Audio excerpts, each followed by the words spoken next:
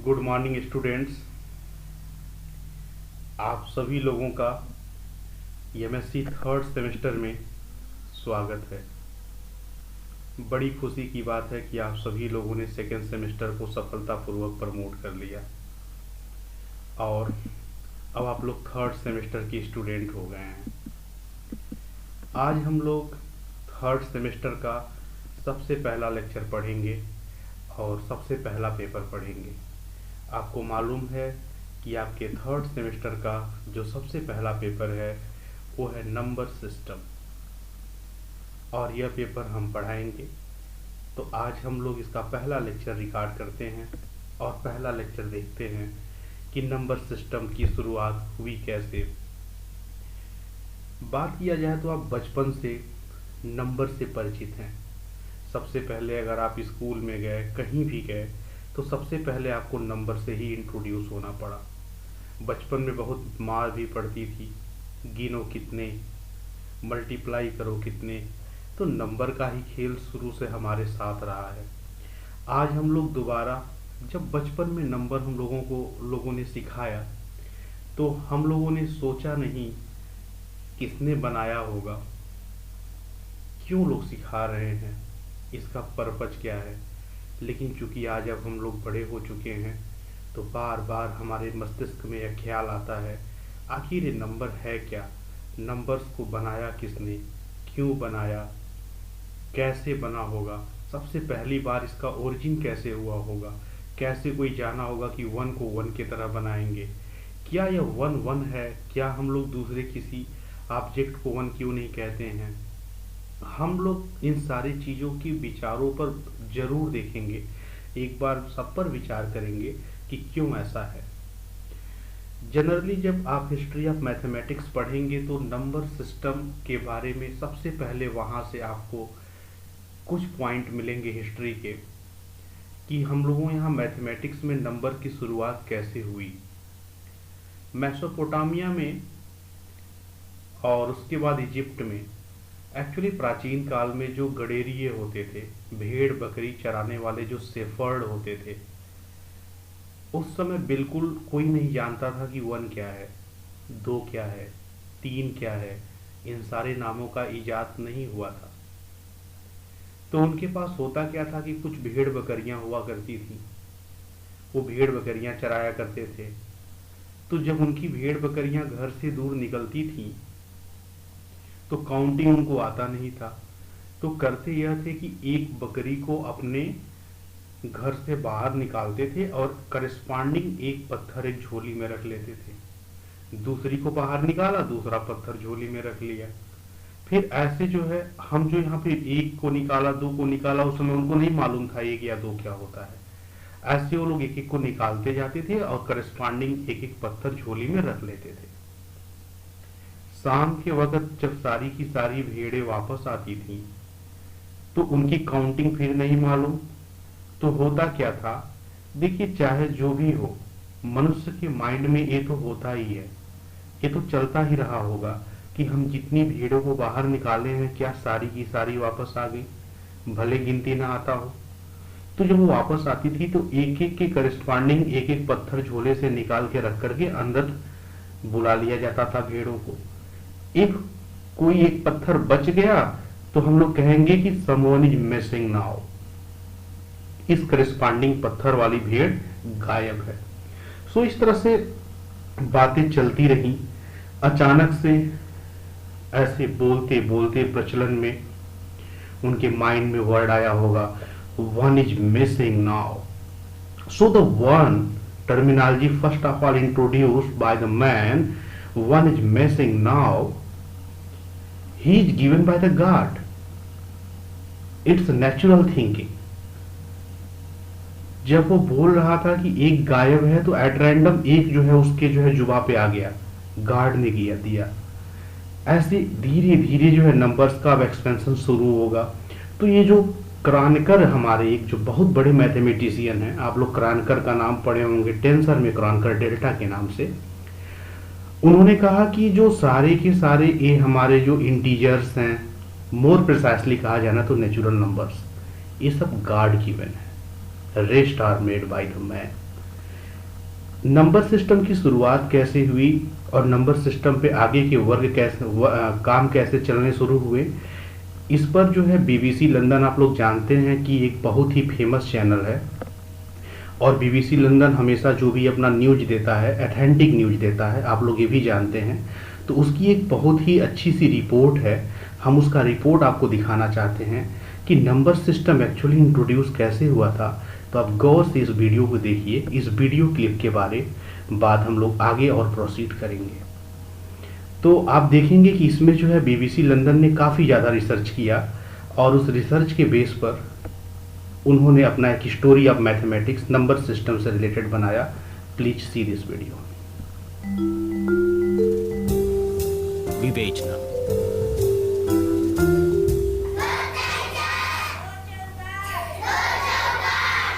शून्य से अनंत तक कहानी गणित की। मानवता और गणित दोनों का विकास बिल्कुल साथ साथ हुआ और दोनों एक दूसरे में ऐसे गुथ गए हैं कि आप उन्हें अलग नहीं कर सकते। लेकिन जब भी मानव के विकास की कहानी सुनाई जाती है, गणित की कहानी छूट जाती है। आज उसी गणित की कहानी जिसकी पीठ पर दुनिया का सारा विज्ञान टिका है। विज्ञान ही नहीं, कलाएं भी इसी गणित पर टिकी हैं। ये जो आप सुन रहे हैं, ये है 16 बीट्स यानी मात्राओं वाला 3 ताल। एक ज्यादा या एक कम, ये संगीत से शोर में बदल जाएगा। महान यूनानी गणितज्ञ पाइथागोरस ने संगीत और गणित का रिश्ता ईसा मसीह की पैदाइश से कई सौ साल पहले खोज लिया था। स्थापत्य कला, चित्रकला, मूर्तिकला सब गणित के नियमों से चलते हैं। आकार और अनुपात को समझे बिना किसी तरह की कोई रचना संभव ही नहीं। वैज्ञानिक बताते हैं कि कौवे से लेकर चिंपांजी तक कई जीव जंतु 5 से 7 तक गिन सकते हैं। इंसान ने पहले कहाँ और कब गिनना शुरू किया, ये कोई नहीं जानता। लेकिन सबसे पहले लिखने और अंकों को अंकित करने के प्रमाण आज के इराक, जिसे तब बेबीलोनिया कहा जाता था, वहाँ और मिस्र में मिलते हैं, जहाँ लोग अंकों को मिट्टी की पट्टी या भोजपत्र जैसे पत्तों पर लिखते थे।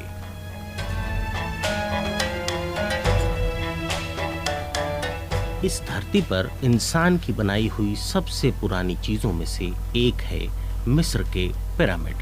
अब से तकरीबन 5000 साल पहले बने पिरामिड इस बात का अंदाजा देते हैं कि ज्यामिति या जियोमेट्री का विकास भी काफी पहले शुरू हो गया था। जाने माने गणितज्ञ मार्कस दू सौते समझाते हैं कि ज्यामिति के ज्ञान के बिना पिरामिड जैसे स्ट्रक्चर नहीं बन सकते थे। For me, the most impressive thing about the pyramids is the mathematical brilliance that went into making them. मेरी नज़र में पिरामिड की सबसे खास बात उसे बनाए जाने में गणित का अद्भुत इस्तेमाल है। ये प्राचीन यूनानी गणितज्ञ पाइथागोरस के फॉर्मूले का व्यवहारिक रूप है। प्राचीन मिस्र में एक परफेक्ट समकोण या राइट एंगल बनाने के लिए बराबर दूरी पर गांठ लगी रस्सी का इस्तेमाल नापने के लिए किया जाता था। इसका फॉर्मूला था, पहली भुजा 3 गांठ लंबी, दूसरी 4 गांठ लंबी और तीसरी 5 गांठ लंबी। 5000 साल पहले पत्थर, रस्सी, लोगों की मेहनत और गणित के जादू से बने चमत्कारी पिरामिड। मिस्र से करीब 7000 किलोमीटर दूर चीन। गणित की कहानी का अगला पड़ाव ग्रेट वॉल ऑफ चाइना। हजारों किलोमीटर लंबी दीवार जो सदियों तक बनती रही। चीन की दीवार का पहला पत्थर अब से कोई 2500 साल पहले रखा गया होगा। ऊंची नीची जमीन पर सुरक्षा के लिहाज से मजबूत दीवार बनाना आज के इंजीनियरों के लिए भी चुनौती है। चीनियों के इस कमाल के पीछे भी गणित ही है। गणितज्ञ मार्कस दू saute. The ancient Chinese realized they had to make calculations about distances, angles of elevation, and amounts of material. दीवार बनाने के लिए उतार चढ़ाव का एंगल, दूरी और उसमें लगने वाले सामान की मात्रा, इन सब का हिसाब लगाया जाना जरूरी था। इंसान शुरुआत से गिनती के लिए अपनी उंगलियों का इस्तेमाल करता रहा है। चीनियों का गणित बांस के टुकड़ों के सहारे चलता था। मिस्री, यूनानी या बेबीलोन वालों के मुकाबले एक होशियारी चीनियों ने की। वो था कॉलम बनाना। इकाई, दहाई, सैकड़ा, हजार, 10,000, लाख, इस तरह बहुत बड़ी संख्याएं आसानी से जोड़ी घटाई जाने लगी। इसे डेसिमल प्लेस वैल्यू सिस्टम कहते हैं। आज भी हम इसका इस्तेमाल कर रहे हैं। चीन की दीवार और मिस्र के पिरामिड तो बन गए, मगर गणित अब भी अधूरा था। चीनी जोड़ने घटाने के लिए प्लेस वैल्यू सिस्टम का इस्तेमाल तो कर रहे थे, लेकिन जब बड़े अंक लिखने होते थे तो उसके लिए उन्हें चित्रों का सहारा लेना पड़ता था।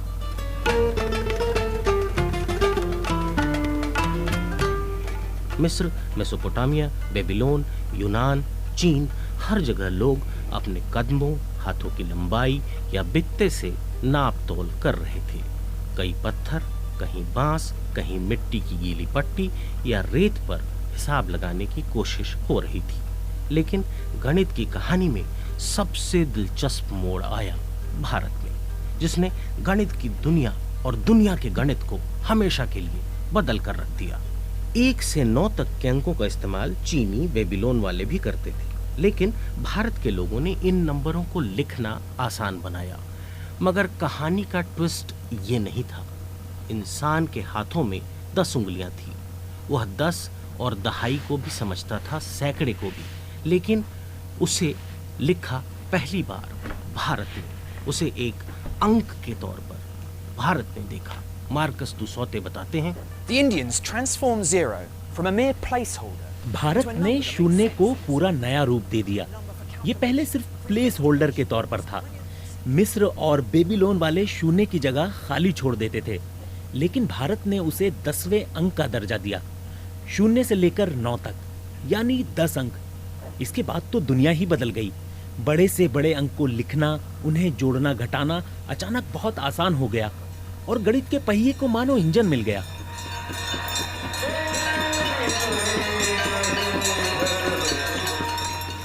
शून्य का विचार भारत के लिए सहज, स्वाभाविक था। उसकी जड़ें हिंदू दर्शन में पहले से मौजूद थीं। मार्कस कहते हैं, In the religions of India, the universe was born out of nothingness, and nothingness is the ultimate Bharat goal. में धार्मिक मान्यता रही है कि सृष्टि की उत्पत्ति शून्य से हुई है और अंत में सब कुछ शून्य में ही विलीन हो जाता है। जब जीरो को एक संख्या के तौर पर स्वीकार किया गया तो उसके लिए नाम पहले से हिंदू दर्शन में मौजूद था, शून्य, यानी कुछ भी नहीं। 7वीं सदी के मशहूर दार्शनिक गणितज्ञ ब्रह्मगुप्त ने शून्य के साथ गणना करने का जो तरीका दिया वो आज भी चलन में है और पूरी दुनिया में स्कूलों में पढ़ाया जाता है। वो ये कि 1 में शून्य जोड़ने पर 1 ही रहेगा, 1 में से शून्य घटाने पर भी 1 ही रहेगा, शून्य से गुना करने पर 0 ही रहेगा। लेकिन शून्य से जुड़ा दूसरा चमत्कार भी भारत में ही हुआ। ब्रह्मगुप्त के लगभग 500 साल बाद ब्रह्मगुप्त सब कुछ बता गए थे, मगर एक बात रह गई थी, शून्य से किसी संख्या को विभाजित करने पर क्या होगा।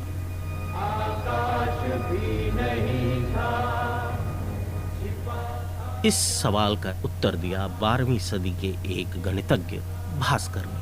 उन्होंने बताया कि शून्य से भाग देने पर परिणाम होगा अनंत।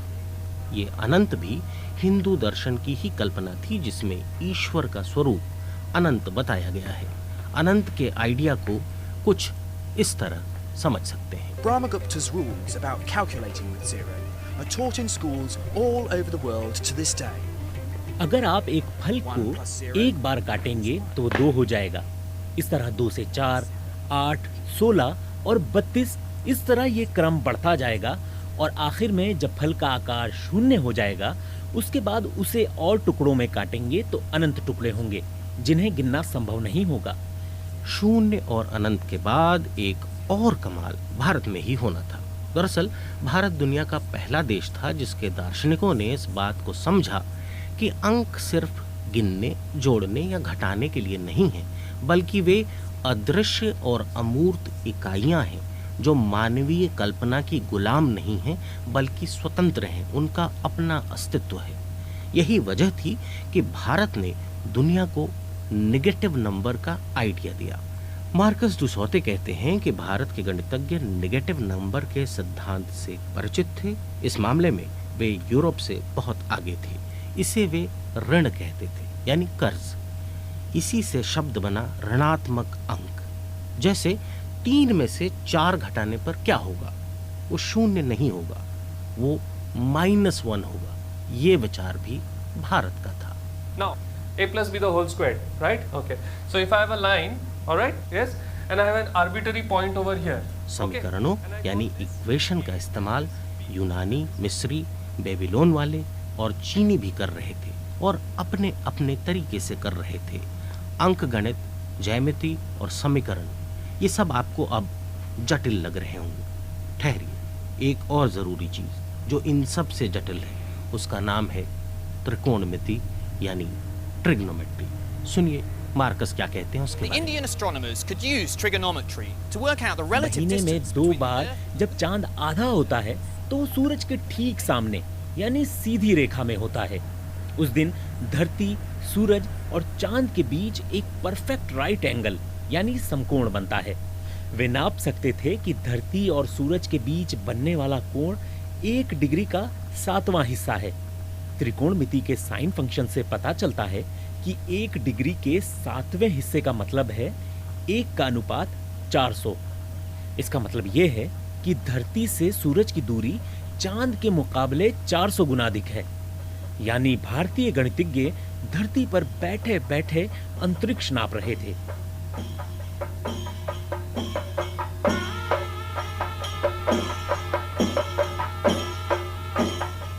एक भारतीय गणितज्ञ ऐसा है जिसका जिक्र किए बिना ये कहानी पूरी नहीं हो सकती। उनका नाम था माधव।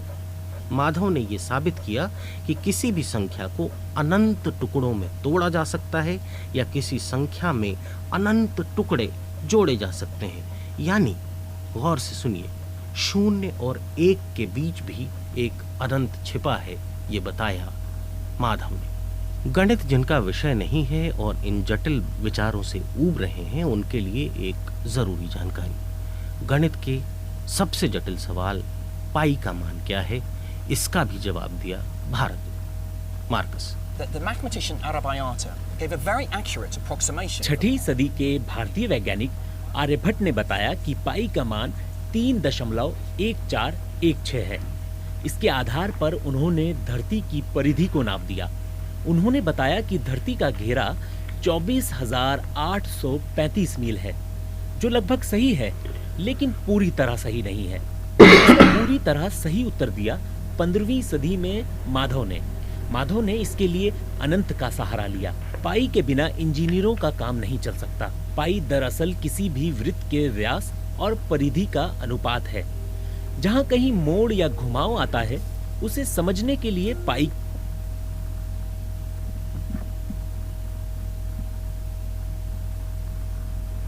तो आप लोगों ने वीडियो क्लिप देखा। हमको इस वीडियो क्लिप में 1-2 जगह थोड़ी सी आपत्ति हुई।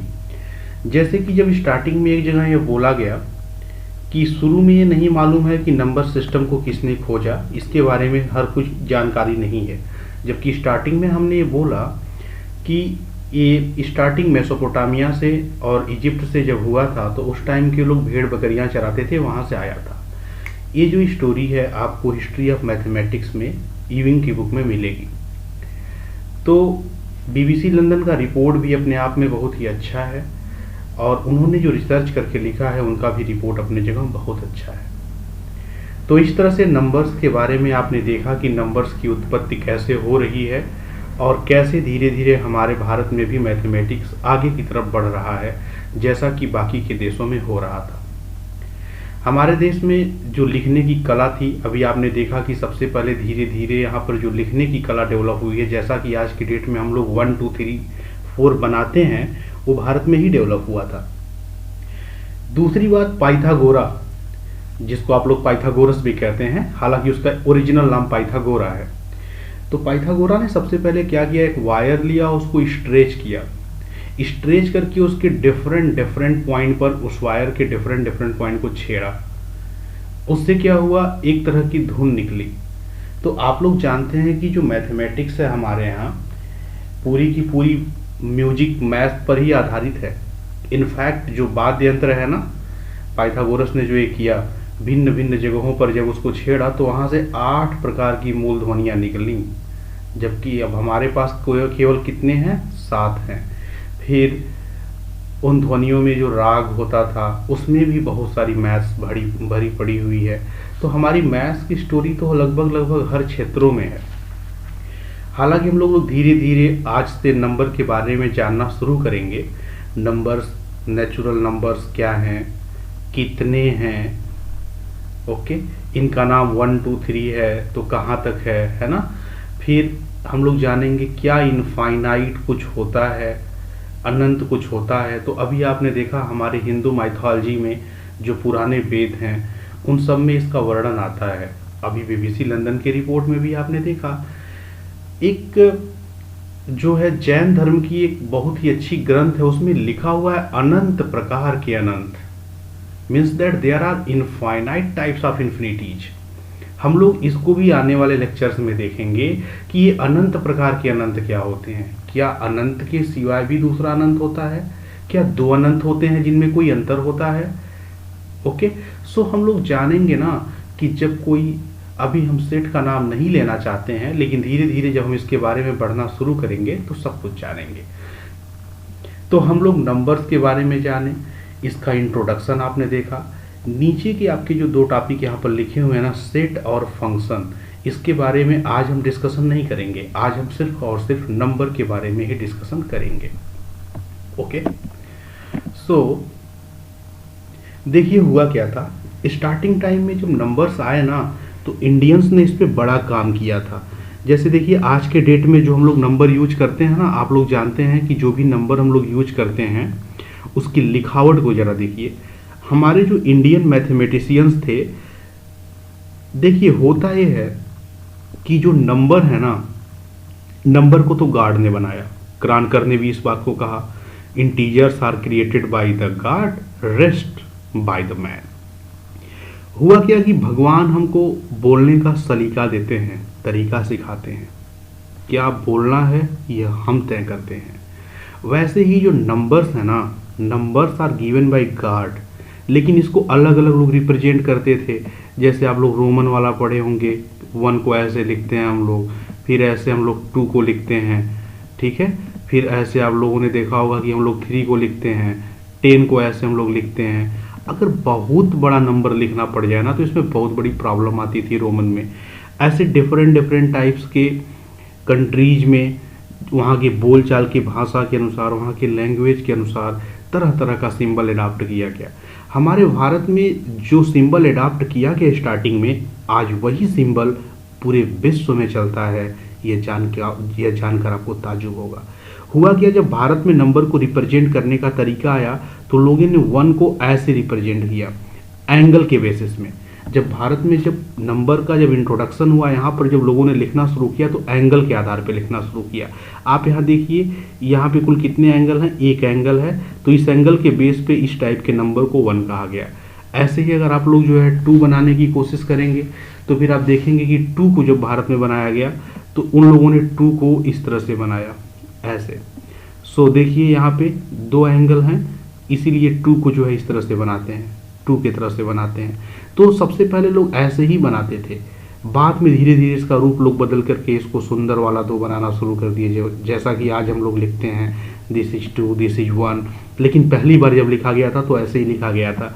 ऐसे जब लोग 3 को बनाना चाहते थे तो ऐसे लोग बनाते थे। देखिए यहाँ पे आपके पास कितने एंगल्स हैं, आपके पास टोटल जो एंगल्स की संख्या नज़र आ रही होगी, आपको 2 एंगल यहाँ पे दिख गए और 1 एंगल यहाँ पे है, ये आपका 3 हो गया।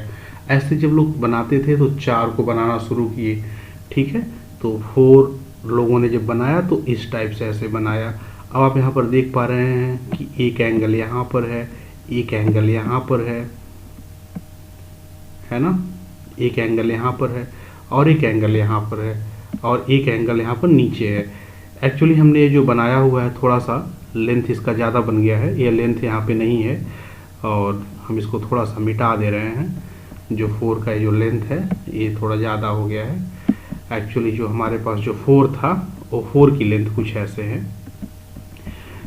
जब 4 जब बना था तो ऐसे था, जस्ट यहाँ पे ऐसे मैच कर दिया गया था। ताकि जो है आपको जो एंगल, 3 एंगल ये वाले और 1 एंगल ये नीचे वाला, टोटल कितना हो जाएगा, 4 एंगल होगा।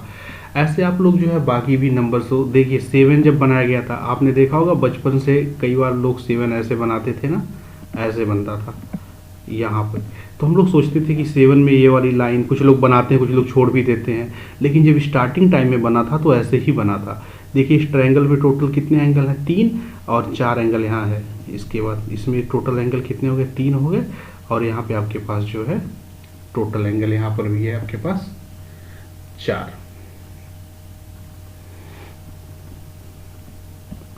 यहाँ पे थोड़ी सी समस्या आ रही है, ये जो ऊपर जो टच किया गया है, इस ट्रायंगल ना बनाया जाए तो ज़्यादा बेस्ट है। आप इसको ऐसे बनाइए, और ऐसे इस टाइप से बनाइए और इसको ऐसे कट कर दीजिए, ठीक है। तो यहाँ पे टोटल 2 एंगल बन गए और 4 या 7, ये वाला 7 जो है आपका रंग है। सॉरी, थोड़ा सा बनाने में इसमें दिक्कत हुआ है। सो पहली बार जो 7 बना था वो इस टाइप से ही बना था, ओके।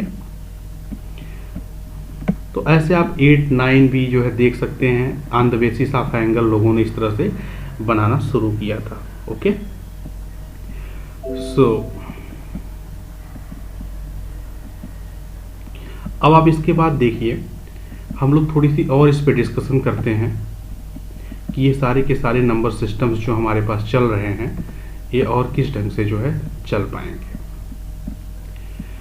अब हम लोग देखेंगे कि और भी कुछ खास बातें इस नंबर सिस्टम के बारे में, जैसे कि क्रॉनकर का statement, God has created the integers and rest by the man.